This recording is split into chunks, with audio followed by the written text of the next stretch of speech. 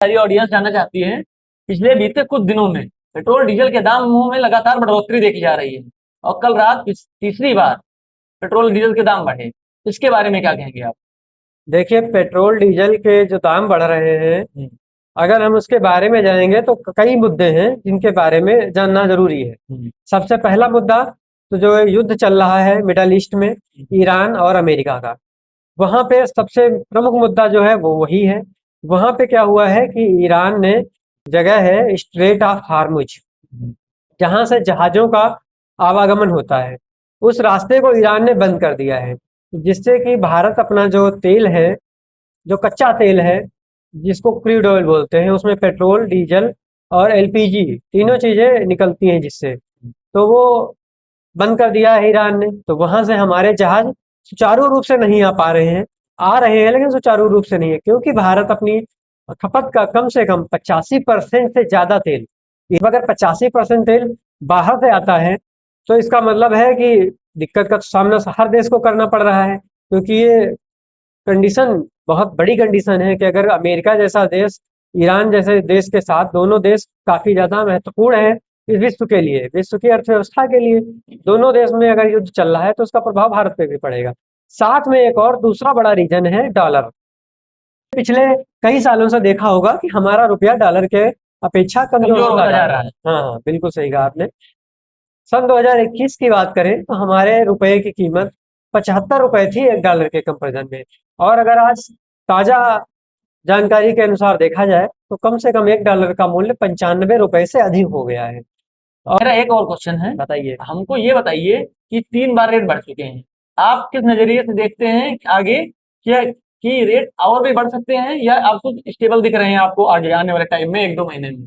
देखिए, इस बारे में भविष्यवाणी करना काफी कठिन बात होगी। नहीं, बात भविष्यवाणी की नहीं है, आप आपका क्या अनुमान लग रहा है यहाँ? देखिए, प्राइस गेस करने से पहले हमें मुख्य दो बिंदु समझने पड़ेंगे। नंबर एक। पहला बिंदु तो ये है कि आखिर ये युद्ध जो मिडल ईस्ट में युद्ध चल रहा है, ये कब तक चलेगा। अगर ये युद्ध अभी 10-15 दिन में बंद हो जाए और अमेरिका और ईरान की डील हो जाए, स्ट्रेट ऑफ हॉर्मुज खुल जाए, तो सीधी सी बात है कच्चे तेल के रेट कम होंगे। अगर कच्चे तेल के रेट कम होंगे तो हमारी कंपनियां भी नहीं चाहती हैं कि तेल के प्राइस बढ़ाए जाएं, न सरकार चाहती है, क्योंकि सरकार भी प्रभावित होती है ऐसे निर्णयों से, क्योंकि बिल्कुल जनता को बिल्कुल। लगता है कि ये सिर्फ सरकार का काम है, हालांकि इसके पीछे सिर्फ और सिर्फ सरकार का हाथ नहीं होता है, उसको कई सारी चीजें देखनी पड़ती हैं। बिल्कुल। यहाँ पे मैं किसी सरकार का बचाव नहीं कर रहा हूँ, मैं सरकार की अगर कोई गलती होगी उस पर भी मैं बताऊंगा, ऐसा नहीं कि मैं उस पर नहीं बताऊंगा, लेकिन जो मैं है, जो फैक्ट होगा मैं उसी फैक्ट पे बात करूंगा। हाँ हाँ, बिल्कुल, आप उसी की बात करिए। तो अगर ये युद्ध बंद हो जाता है, तो फिर सीधी सी बात है कच्चे तेल के प्राइस कम होंगे, डॉलर हमारे रुपए में भी थोड़ी मजबूती आएगी। जैसा कि पिछले जो पॉजिटिव न्यूज आई है उसमें देखा है आपने कि $110 कच्चा तेल था, आज उसका प्राइस $100 के करीब आ गया है। अगर यही कच्चा तेल का प्राइस $80 या $70 के करीब आ जाएगा, तो प्राइस हाइक होने की भी कोई संभावना नहीं है।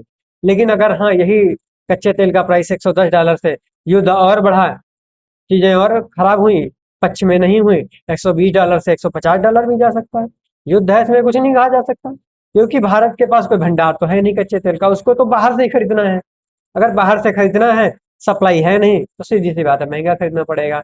अब हम लोग धीरे धीरे इलेक्ट्रिक पर शिफ्ट हों, तेल की खपत कम हो, तो हमको तेल डॉलर में कम बाहर से मंगाना पड़ेगा।